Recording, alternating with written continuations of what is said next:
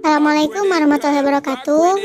Kembali lagi di channel YouTube saya, kami dari kelompok 1. Kami akan membuat sebuah video tentang power, message, messenger, psikologis, dan psisian dalam persalinan.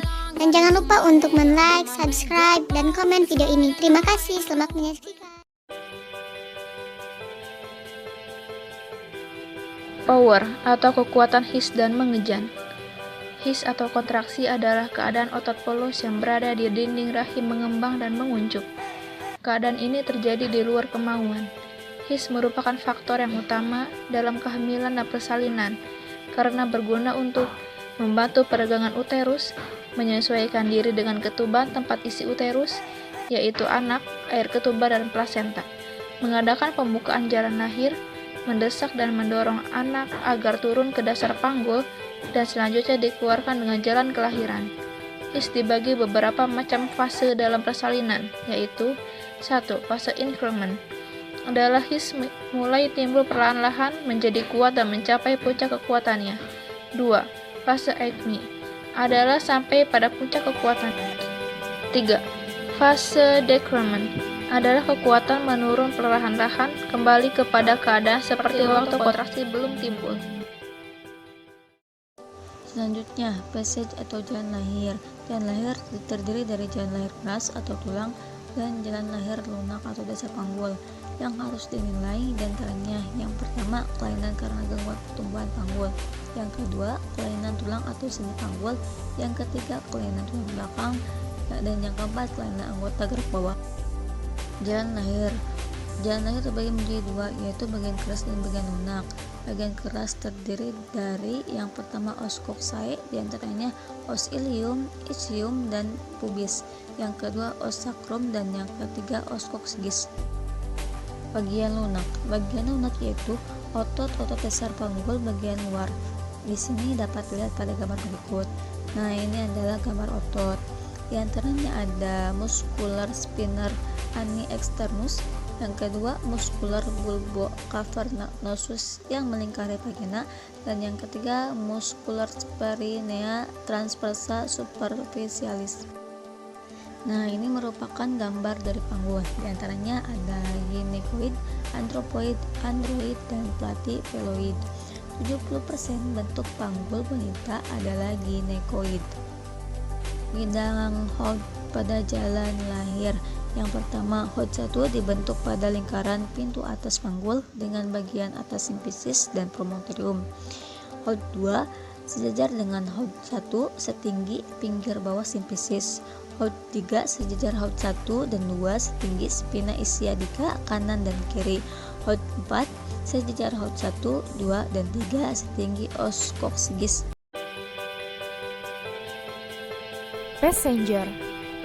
Passenger adalah faktor yang merupakan ukuran bayi. 1. Janin. Kepala janin merupakan bagian penting dalam proses persalinan. Posisi dan besar kepala dapat mempengaruhi jalan persalinan.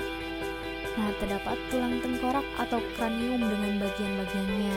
Ada juga sutura dengan bagian-bagiannya dan ubun-ubun dengan bagian-bagiannya. Nah, ukuran-ukuran kepala dengan diameter tertentu dan dengan ukuran sirkumferensial atau kelilingnya tertentu. Postur janin dalam rahim. A. Sikap habitus menunjukkan hubungan bagian-bagian janin dengan sumbu janin. B. Letak janin adalah bagaimana sumbu panjang janin berada terhadap sumbu ibu. C. Presentasi digunakan untuk menentukan bagian janin yang ada di bagian bawah rahim yang dapat dijumpai pada palpasi atau pemeriksaan dalam. D. Posisi merupakan indikator untuk menetapkan arah bagian terbawah janin, apakah sebelah kanan, kiri, depan, atau belakang terhadap sumbu ibu atau maternal pelvis. 2. Plasenta juga harus melalui jalan lahir. Ia juga dianggap sebagai penumpang atau passenger yang menyertai janin. Namun, plasenta jarang menghambat pada persalinan normal. 3. Air ketuban.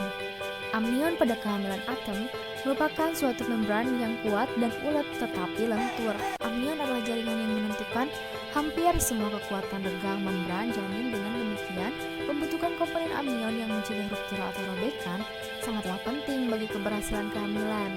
Setelah persalinan kepala, badan janin tidak akan mengalami kesulitan.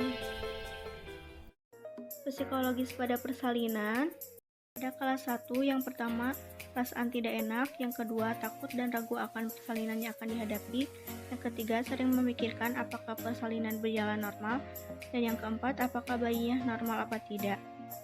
Hal ini terjadi pada proses kelas 1. Oleh karena itu, kita sebagai penolong dan keluarga menyarankan untuk memberi motivasi dan dukungan selama proses persalinan, sehingga yang dirasakan ibu dapat berkurang. Nah, pada kelas 2 ini, yang pertama sering timbul rasa jengkel, yang kedua badan selalu kegerahan, yang ketiga tidak sabaran, dan yang keempat merasa lelah karena tekanan untuk mengenyang sangat kuat. Pada kelas 3, ibu merasa bahagia, cemas, dan takut. Untuk proses selanjutnya yaitu pengeluaran plasenta. Pada kelas 4, yang pertama, fase honeymoon adalah ikatan kasih ibu, bayi, dan sang ayah. Yang kedua, ikatan kasih, yaitu ibu mulai merasakan rasa kasih sayang pada bayinya. Yang ketiga, masa nipas. Yang keempat, bonding attachment atau ikatan kasih sayang ibu dan bayinya. Dan yang terakhir, kontak awal ibu dan bayi, yaitu sentuhan, kontak mata, kehangatan tubuh, suara, dan gaya bahasa. Yang selanjutnya ada faktor penolong dalam persalinan. Kompetensi yang dimiliki penolong sangat bermanfaat untuk memperlancar proses persalinan dan mencegah kematian maternal neonatal. Dengan pengetahuan dan kompetensi yang baik, diharapkan kesalahan atau malpraktik dalam memberikan asuhan tidak terjadi. Peran dari penolong persalinan adalah mengantisipasi dan menangani komplikasi yang mungkin terjadi pada ibu dan janin. Dalam hal ini tergantung dari kemampuan dan kesiapan penolong dalam menghadapi proses persalinan. Sekian dari video kelompok kami, semoga bermanfaat. Wassalamualaikum warahmatullahi wabarakatuh.